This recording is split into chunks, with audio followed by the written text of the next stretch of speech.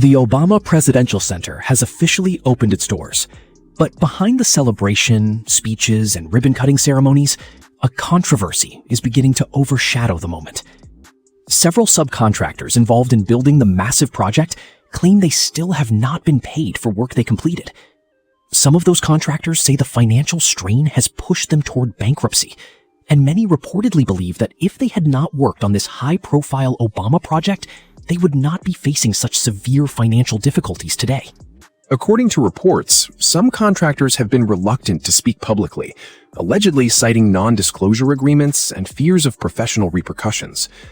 While the Obama Foundation says it paid the project's construction manager, Lakeside Alliance, and that responsibility for paying subcontractors rested with them, critics are asking how an $850 million project could move forward, while some of the people who helped build it are still claiming they haven't received what they are owed. As these concerns continue to circulate, the grand opening itself was exactly the kind of spectacle many expected. Prominent political figures gathered to celebrate the legacy of former President Barack Obama and the significance of the center. During the event, speakers emphasized themes of immigration, diversity, inclusion, and the American dream. Michelle Obama spoke passionately about the contributions of immigrants and the importance of recognizing the experiences of people from different backgrounds.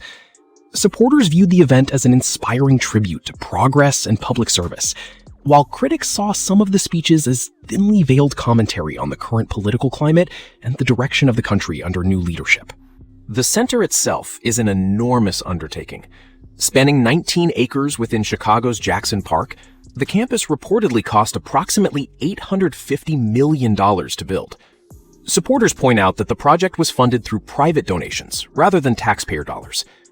The complex includes a museum, an auditorium, a basketball court, public gardens, a playground, a branch of the Chicago Public Library, a restaurant, and a cafe.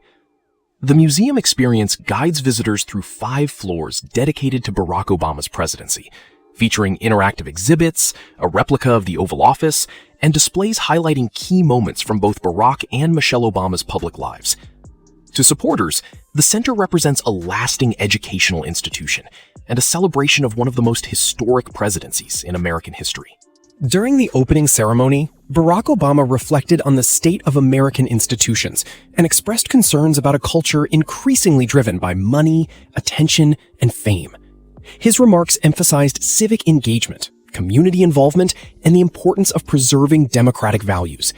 However, critics quickly questioned the timing of such comments, arguing that discussions about money and priorities naturally raise questions about the contractors still seeking payment. Others noted the contrast between speeches warning about society's focus on wealth and a presidential center carrying a price tag approaching $1 billion. To supporters, the comments reflected a broader philosophical concern. To critics, they highlighted contradictions that remain difficult to ignore. The event also featured a lengthy celebration of Obama's accomplishments while in office.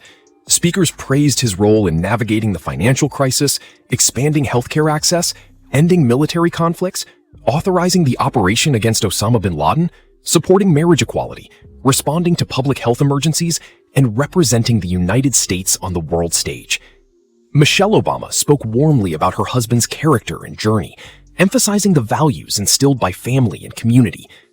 For those in attendance, the ceremony served as a reminder of Obama's historic rise from community organizer to President of the United States.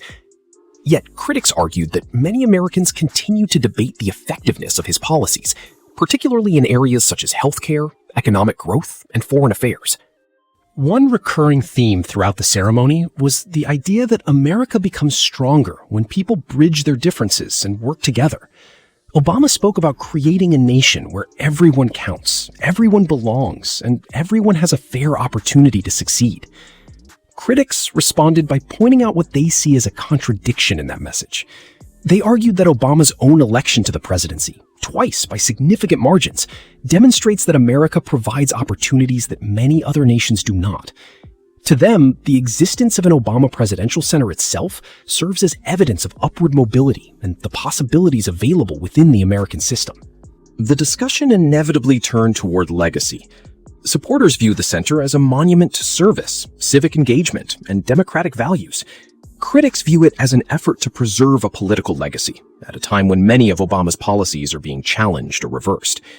Some commentators pointed to current geopolitical developments, arguing that new administrations are pursuing different approaches to issues once defined by Obama-era policy.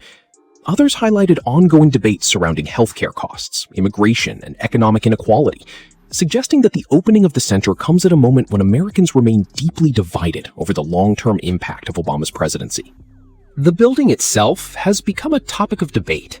Obama described the center as a vibrant gathering place rather than a traditional presidential monument.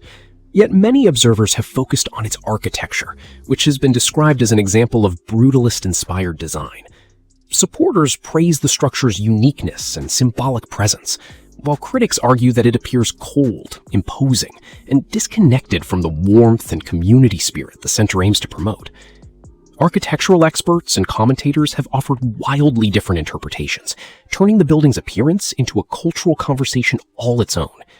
Regardless of opinion, few people seem indifferent to the way it looks. Another major point of discussion involved the tone of the speeches. Some critics felt that many of the remarks focused too heavily on societal problems, division, and concerns about America's future.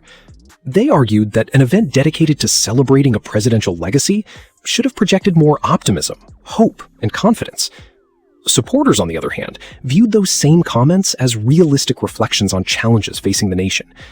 This disagreement reflects a broader political divide, with each side interpreting messages about civic responsibility and national identity through very different lenses.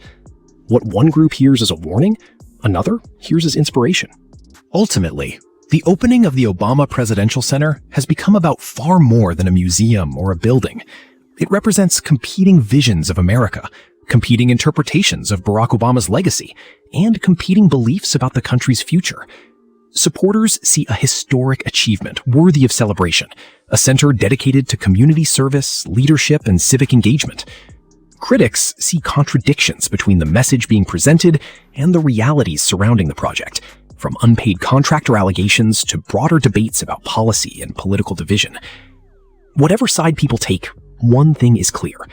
The Obama Presidential Center is already generating exactly the kind of conversation, controversy, and debate that ensures it will remain a major part of the national discussion for years to come.